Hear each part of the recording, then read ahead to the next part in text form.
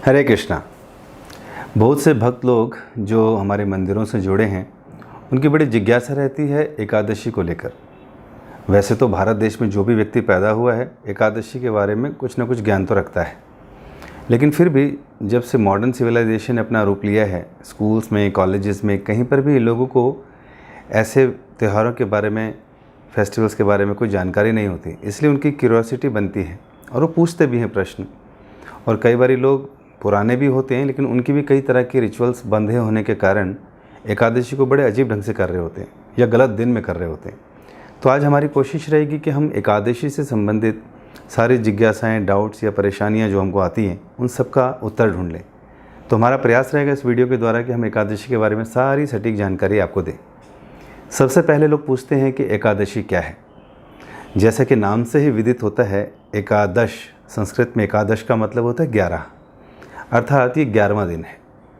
हमारे कालगणना में 2 पक्ष होते हैं 15-15 दिन के। एक होता है शुक्ल पक्ष और दूसरा होता है कृष्ण पक्ष। शुक्ल पक्ष का मतलब है जब चंद्रमा पूर्णिमा की तरफ जा रहा है, और कृष्ण पक्ष है जब पूर्णिमा से अमावस्या की तरफ जा रहा है। तो ये 15-15 दिन की कालगणना है, इसलिए इनको पक्ष बोलते हैं, शुक्ल पक्ष और कृष्ण पक्ष। अब इन गणना के अंदर जो 11वां दिन है वो एकादश कहलाता है, एकादशी। तो एकादश का मतलब या एकादशी का मतलब 11वां दिन। दूसरा प्रश्न लोग हमसे करते हैं कि एकादशी कौन है या एकादशी के बारे में कुछ बताइए।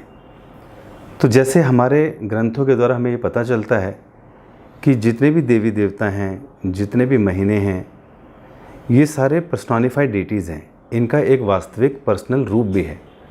उसी तरह एकादशी का भी एक अपना रूप है। एक कथा आती है जिसमें बताया जाता है कि एक मुर नाम का बड़ा ही पावरफुल राक्षस था, जिसने अपने प्रभाव के कारण कई बारी देवताओं को हरा दिया था। तो एक बार बहुत विशेष युद्ध में उसने सारे देवताओं को हराया, और हार के बाद सारे देवता भगवान विष्णु की शरण में गए। जब भगवान विष्णु की शरण में गए तो उन्होंने कहा, ठीक है, मैं इस असुर के वध का इंतज़ाम करता हूँ। और फिर भगवान विष्णु स्वयं आए और उस मुर नाम के राक्षस से युद्ध किया। मुर नाम के राक्षस ने जब देखा कि भगवान विष्णु उसके ऊपर काफ़ी हावी हो रहे हैं तो वो रण छोड़ के भागा। भगवान विष्णु भी पीछे गए, लेकिन वो भागकर अपनी जान बचा ली। इतने में जब भगवान विष्णु आए तो वो वहाँ से चलकर सीधा बद्रिका आश्रम चले गए और वहाँ जाकर रेस्ट करने लगे। इतने में ये मुर नाम का असुर भगवान के पीछे पीछे बद्रिका आश्रम पहुँच गया। हृदय में भगवान के प्रति ईर्ष्या थी, द्वेष था, उनको हराना चाहता था। जैसे ही उस गुफा में पहुंचा तो मुर नाम के असुर ने क्या किया, मारने के लिए जैसे ही भगवान को तैयारी दिखाई, उसी समय भगवान विष्णु के शरीर से उनकी स्वरूपा शक्ति अर्थात एक फीमेल फॉर्म में देवी प्रकट हुई। वो वास्तव में एकादशी थी। तो वो जैसे ही प्रकट हुई, अपने हाथ भुजाओं में उसने अस्त्र शस्त्र लिए थे, और मुर नाम के राक्षस को देखकर उसने जो है ललकारा, और जैसे ही उसको ललकारा युद्ध के लिए, हुंकार भरी, उस देवी की हुंकार से ही वो मुर नाम का राक्षस मर गया। उसी के तुरंत बाद भगवान विष्णु ने अपनी आंखें खोली और पास में खड़ी उस देवी को देखा, जिसने बताया कि मैं आपके ही दिव्य शरीर से प्रकट हुई हूँ और ये मुर नाम के राक्षस का मैंने वध किया है। भगवान उनकी सेवा से बहुत प्रसन्न हुए। भगवान जब सो रहे थे, इसका मतलब ये नहीं कि उस समय संसार बंद हो जाता है या भगवान उस समय निष्क्रिय हो जाते हैं। भगवान की शक्तियाँ भगवान का काम करती हैं। तो इस प्रकार भगवान ने उससे प्रसन्न होकर बोला कि मांगो तुम्हें क्या चाहिए। तो उस देवी ने कहा कि हे भगवान, मुझे आप ऐसी शक्ति दीजिए कि मैं सारे तीर्थों में वास करूं, और जो लोग भी वहां आए मैं उनकी भक्ति का वर्धन करूं, उनके पापों को समाप्त करूं। मुझे इस प्रकार का बल दीजिए और शक्ति दीजिए। क्योंकि वो दिन 11वां था महीने का, इसलिए भगवान ने उनका नाम एकादशी भी दिया और उसको तथास्तु कह के वरदान दिया कि वो भक्तों की भक्ति का पोषण करने में सहायक होंगी। इस प्रकार एकादशी के दिन जो भी वैष्णव जन, भक्तजन व्रत इत्यादि रखते हैं, तीर्थों में भ्रमण करते हैं, भगवान का नाम जप करते हैं, उनके जीवन के सारे पाप समाप्त हो जाते हैं और भक्ति के और अग्रसर हो जाते हैं, भगवान के प्रेम के अग्रसर हो जाते हैं। एक कथा और भी आती है पद्म पुराण में। उसमें कहा गया जिस प्रकार भगवान ने जब ये सृष्टि की, इस सृष्टि में सबकी रचना करने के बाद कई प्रकार के पापों की भी रचना की। जैसे कि हमने बताया कि जो भी रचना होती है उन सब का पर्सोनिफाइड एक डीटी होता है, तो इसी तरह पापों का भी अपने आप में एक एक व्यक्ति स्वरूप के साथ था। जितनी तरह के पाप हैं, चाहे ब्राह्मण हत्या का हो, गो हत्या का हो, सारे पाप हैं और उनका कोई ना कोई पर्सोनिफाइड व्यक्ति भी है। इसी प्रकार जितनी भी चीज़ हम लोग और देखते हैं, विभूतियाँ देखते हैं, ये भी पर्सोनिफाइड डिटीज़ हैं इनके। तो इस प्रकार जब भगवान ने सबकी सृष्टि की तो उन सभी पापों से युक्त एक पाप पुरुष की भी रचना की, जो सभी पापों से युक्त था। और उसने क्या किया, उसने देखा कि भगवान ने हमारी रचना की है, लेकिन एकादशी के दिन क्या होता है, जो लोग भी भजन करते हैं, कीर्तन करते हैं, उस दिन ये सारे पापों का प्रभाव निष्क्रिय हो जाता है। और जो यमराज थे वो इस संसार के जीवों के द्वारा होने वाले पापों की सजा देने के लिए उनकी सेवा लगी थी। तो पहले तो भारी मात्रा में लोग आ रहे थे उन पापों के प्रभाव से, उस पाप पुरुष के प्रभाव से सारी जीवात्माएं वहाँ जा रही थी। लेकिन भगवान को लगा सृष्टि करने का उद्देश्य ये नहीं है कि जीवों को केवल नरकों में भेजकर पापों की यातना दिलवाएं। तो भगवान ने एकादशी का जो है उस दिन जो भी भगवान का नाम लेता है, जप करता है, कीर्तन करता है, तो सारे पापों से मुक्त हो जाता है, जैसे कि वरदान दिया था। उसी प्रकार सारे पाप करने वाले लोगों ने जब एकादशी के दिन नाम जप इत्यादि किया, भगवान की वंदना की, स्तुति की, तो सारे पाप मुक्त हो गए, लोग नरकों में जाने से बच गए। तो पाप पुरुष भगवान की शरण में आया कि भगवान आपने ही तो हमें प्रकट किया था, इस सृष्टि में हमारा भी तो योगदान है।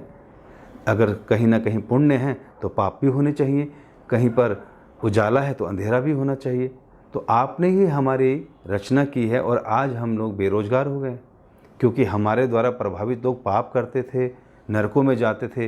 लेकिन ये एकादशी के दिन विशेष ऐसा क्या है कि जो लोग भी, पापी से पापी व्यक्ति भी आपका नाम जप करता है, कीर्तन करता है या व्रत रखता है, तो हमारे प्रभाव से मुक्त हो जाता है, यमराज के पास नहीं जाता है। तो आप बताइए कि हम क्या करें? या तो हमारा अस्तित्व खत्म हो जाएगा, हम लोग मर जाएंगे और हमारा ये जीवन व्यर्थ चला जाएगा, क्योंकि हमारे को तो आपने ही उत्पन्न किया है। तो भगवान करुणावश कहते हैं, ठीक है, आप एक काम कीजिए, आप सारे पाप मिलकर आज के दिन, एकादशी के दिन, आप सारे अन्न के अंदर चले जाया करो। अगर तुम अन्न के अंदर चले जाओगे तो एकादशी के दिन होने वाला नाम जप कीर्तन, उसके प्रभाव से आप बच जाओगे, नहीं तो आपके जीवन को संकट है। तो पाप सभी खुश हो गए। और एकादशी के दिन, जिस दिन नाम जप कीर्तन अधिक होता है, उस दिन सारे के सारे पाप हर प्रकार के अन्न के अंदर चले जाते हैं। और एकादशी के दिन अगर कोई व्यक्ति अन्न ग्रहण करता है किसी भी रूप में, तो सारे के सारे पाप, कौन कौन से? गौ हत्या का पाप, ब्राह्मण हत्या का पाप, माता पिता की हत्या का पाप, भाई बहन की हत्या का पाप, अन्य जीवों की हत्या का पाप, चोरी का पाप, गुरु की निंदा का पाप, हर प्रकार के पाप उसके अकाउंट में चले जाते हैं एकादशी के दिन, अगर खाली वो अन्न ग्रहण कर ले। तो इस प्रकार वो लोग पाप अन्न के अंदर आ जाते हैं। इसलिए अगर हम लोग एकादशी के दिन अन्न ग्रहण करते हैं तो बिना किए वो सारे पाप हमारे अकाउंट में आ जाते हैं, और पापों का फल हमेशा बड़ा ही दुष्कर होता है। हमें पता भी नहीं चलता, हम तो अच्छा काम कर रहे थे, हम तो लोगों के साथ अच्छी बातें कर रहे थे, हम किसी का दिल नहीं दुखा रहे थे, लेकिन क्योंकि हम कहीं ना कहीं अनजाने में वो सब पाप कर रहे हैं, उसका फल हमें ही भोगना पड़ता है। इसलिए अगर पापों से बचना है तो एकादशी का व्रत करना चाहिए। कई बारी कुछ लोग हमारे पास आते हैं और ये कहते हैं, प्रभु जी एकादशी भी क्या अलग अलग दिन में पड़ती है? क्योंकि घर के मंदिरों के पास एकादशी का दिन कुछ और होता है और इस्कॉन से जो मैसेज आता है वो उसके अगले दिन होता है, तो हमें कौन सी एकादशी रखनी चाहिए? जी हाँ, बिल्कुल सही प्रश्न है। हम आपको बताना चाहेंगे कि एकादशी दो प्रकार की होती है। एक होती है संपूर्ण एकादशी और दूसरी होती है विधा एकादशी।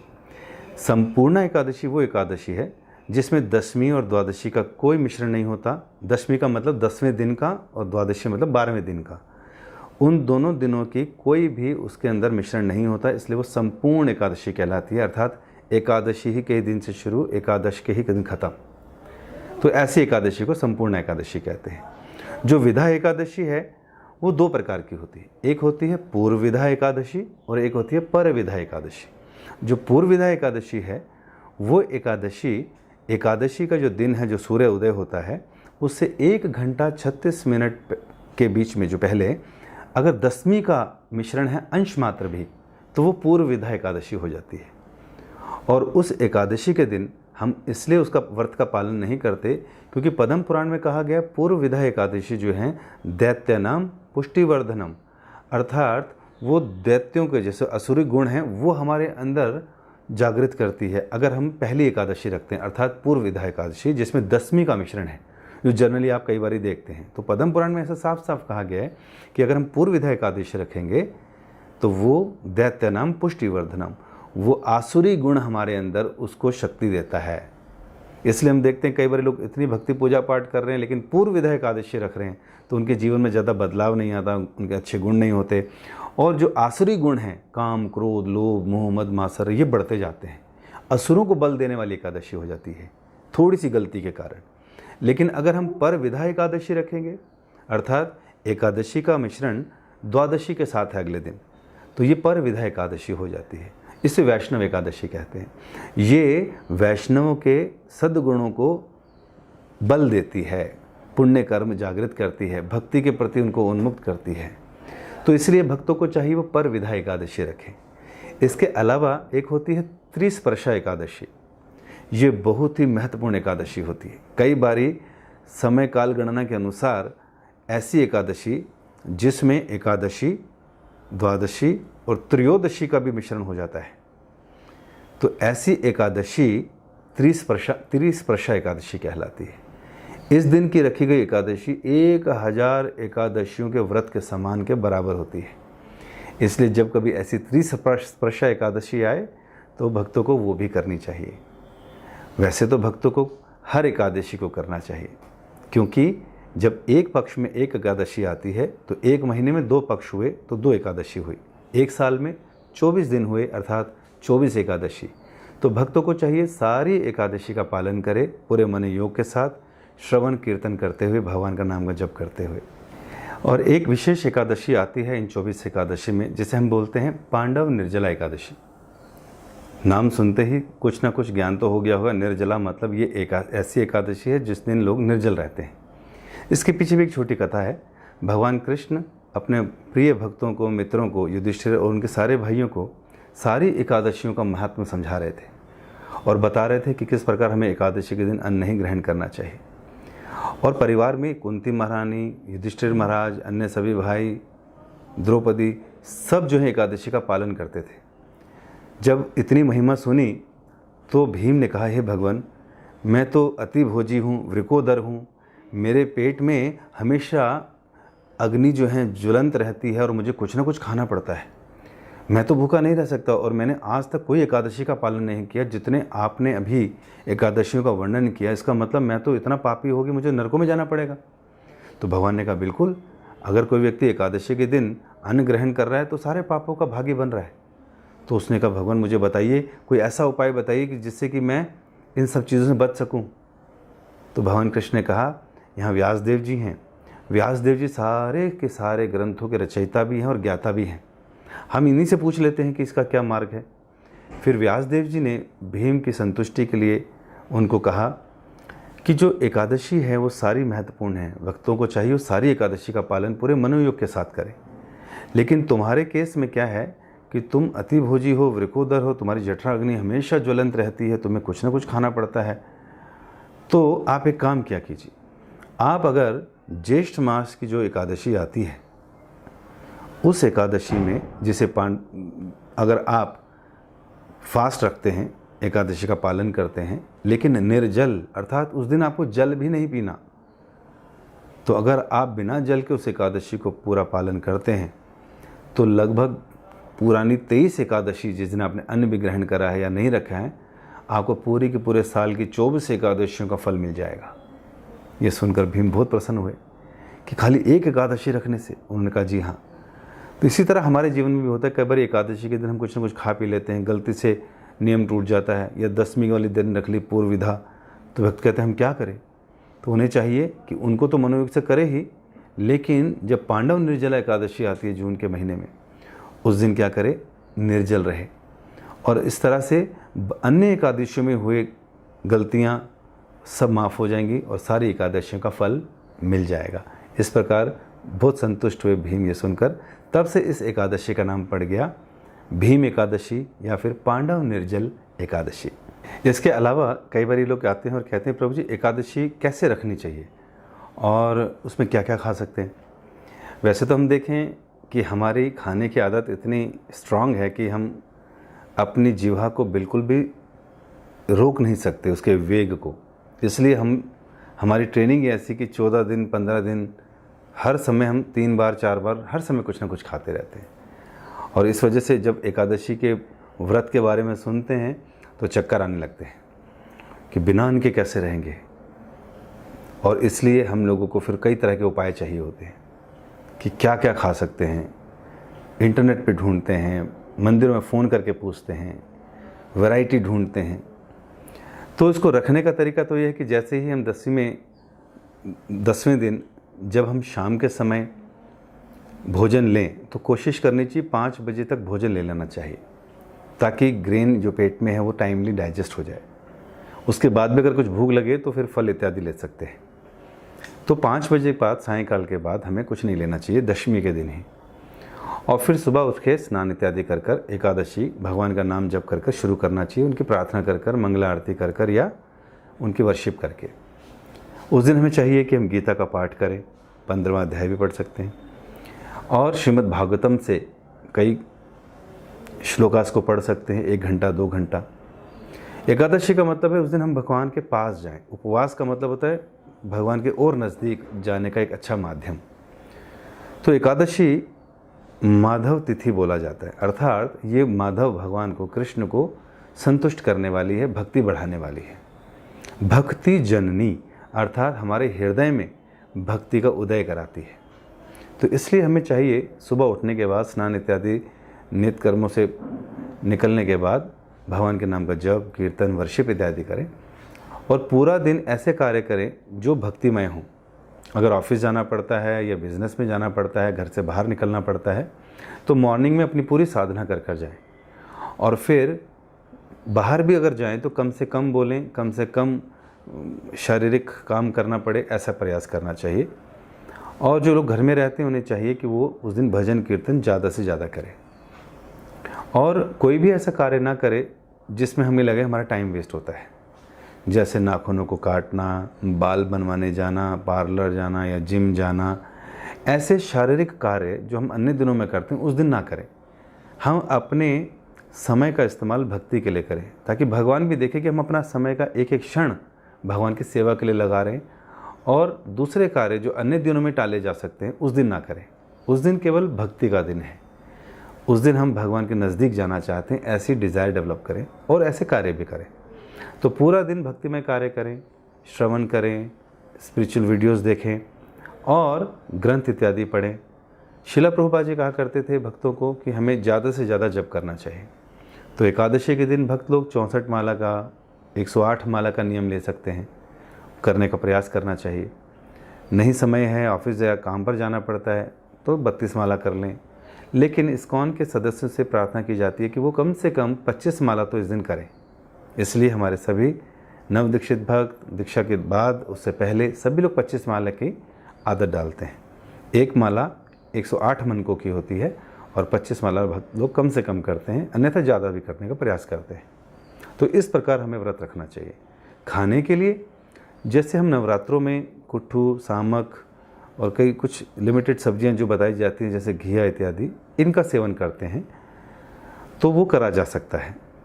और दूध से बनी चीज़ों का सेवन कर सकते हैं, शकरकंद का सेवन कर सकते हैं, आलू का सेवन कर सकते हैं, पीनट्स का सेवन कर सकते हैं, उसी के तेल से सारी चीज़ें बनाएं। अगर काली मिर्च और सेंधा नमक का भी इस्तेमाल करना है, यही करना चाहिए। और उसको भी नए पैकेट्स खोल कर इस्तेमाल करें, क्योंकि अगर अन्न का एक भी कण उन मसालों में या चीज़ों में होगा तो एकादशी विफल हो जाएगी। सबसे अच्छा तरीका तो यही है कि हम लोग एकादशी को फलों पे रखें या जल पर रखें, इसमें कोई दिक्कत नहीं होगी। अन्यथा कहा जाता है कि आप जल पे रखने का प्रयास कीजिए, और जल भी तब पीजिए जब बहुत अधिक प्यास लग रही हो, 12 बजे के बाद, 1 बजे के बाद। समय बढ़ाते चलिए। और बहुत ज़्यादा समस्या हो जाए तो आप जल पी लीजिए थोड़ा सा, फिर थोड़ी देर बाद और ज़्यादा दिक्कत हो फिर पी लीजिए। आप देखेंगे इस तरह से काफ़ी समय निकाल दिए। और ज़्यादा समस्या होने लग जाए तो आप उसके बाद फल इत्यादि ले सकते हैं। इस प्रकार निद्रा आ जाएगी रात में, और अगले दिन व्रत खोलने का समय 5:30 से लेकर 10 बजे के बीच में होता है। वो टाइमिंग्स भी कैलेंडर्स आते हैं, उससे आपको पता चल जाएगा, या इस्कॉन के किसी भी केंद्र से आप संपर्क करेंगे तो मिल जाएगा।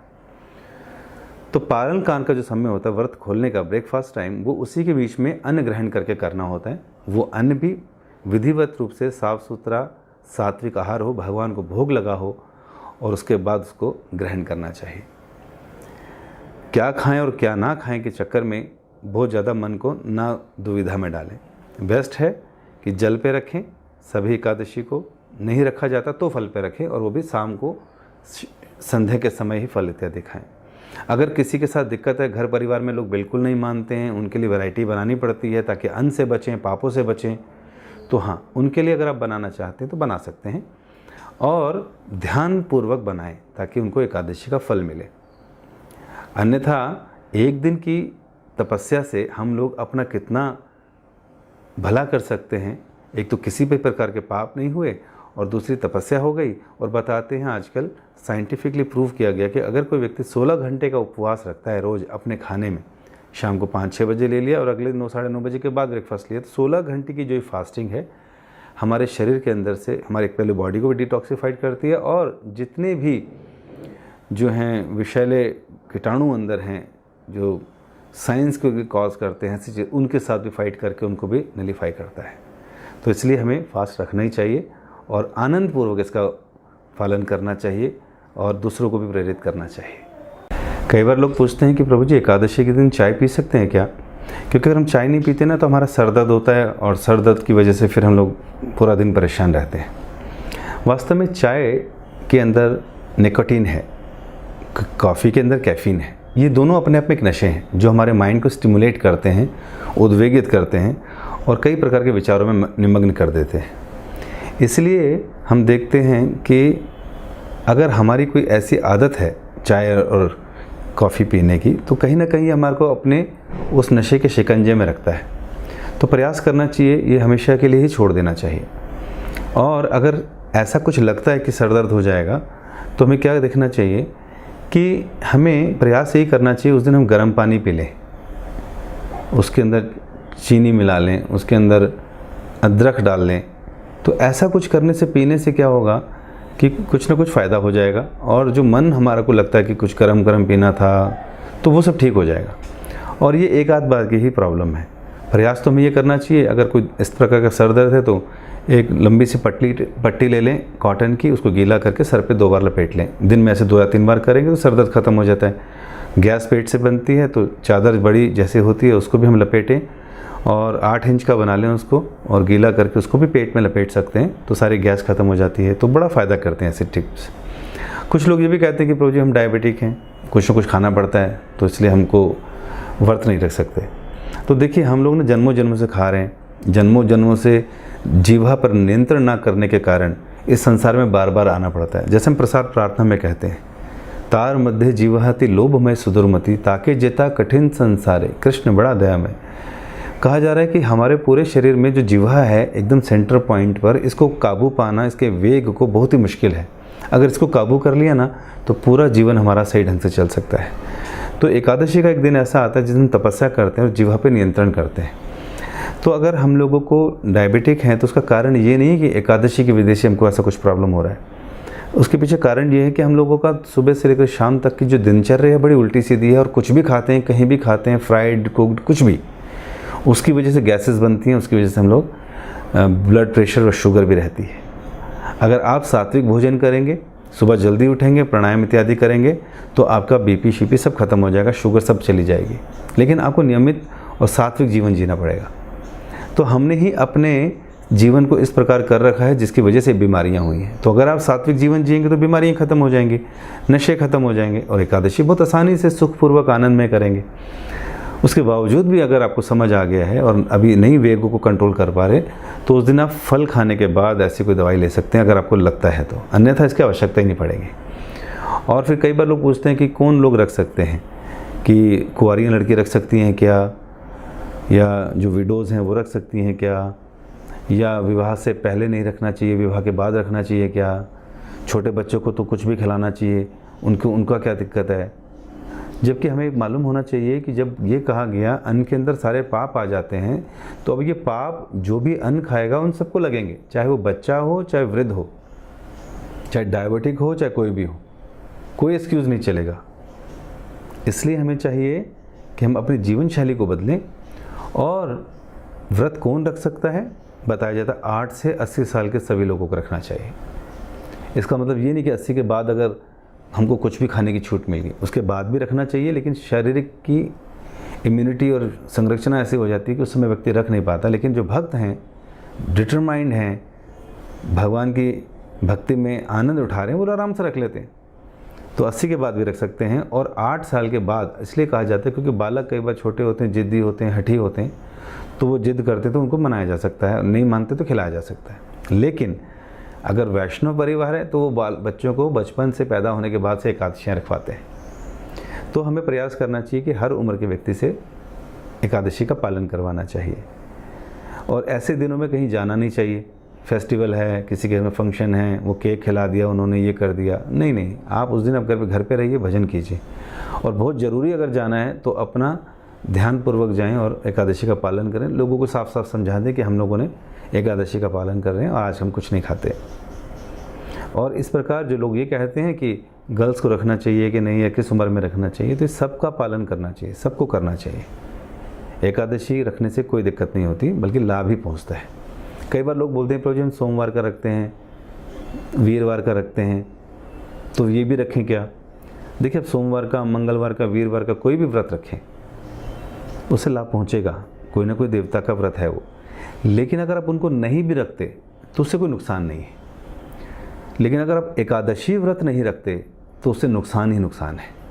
तो इसलिए एकादशी रखना बहुत ज़रूरी है, बाकी अन्य रखें ना रखें।